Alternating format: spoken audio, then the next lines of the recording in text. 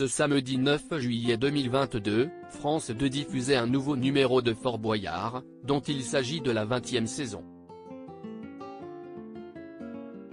C'est toujours Olivier Mine qui est aux commandes du célèbre jeu, une figure phare de la deuxième chaîne qu'on retrouve également quotidiennement dans Tout le monde a son mot à dire avec Sidonie Bonnec. Tout roule donc pour l'animateur de 55 ans qui s'est construit une belle carrière. Mais Olivier Mine a également connu une traversée du désert. C'était au début des années 2000 et le téléphone ne sonnait plus pour lui proposer de travailler.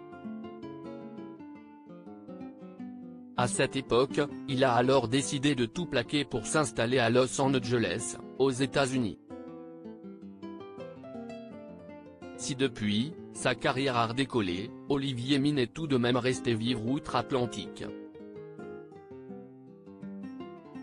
Je ne sais pas si ça me protège, mais quand on met de la distance avec Paris, forcément on a une façon d'appréhender les choses qui est différente. Je ne dis pas qu'on relativise davantage, mais ça me permet de ne pas être trop prisonnier de ce que ce métier peut engendrer comme piège ou vanité, a-t-il confié lors d'une interview pour Gala. Je ne gagnais plus d'argent car les pièges ou vanités auxquels il fait référence, Olivier Mine les connaît bien.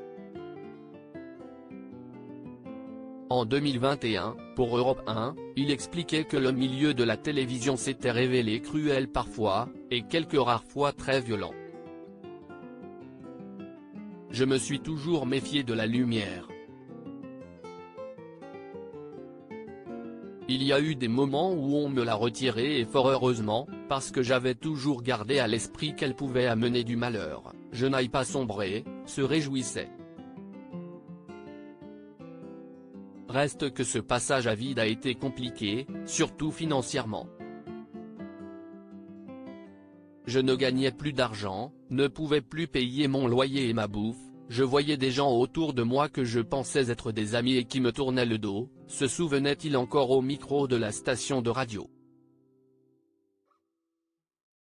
Alors, tout reconstruire aux États-Unis est apparu comme une évidence. D'autant plus qu'en France, il ne se sentait plus bien. Je n'étais pas une vedette, j'étais un peu connu, mais malheureusement pour moi, suffisamment pour être un peu ennuyé au supermarché ou dans la rue, par des gens qui, sans malice, me disaient on ne vous voit plus. Et ça me rappelait que j'avais été abandonné par celles et ceux que je pensais être des amis, racontait-il.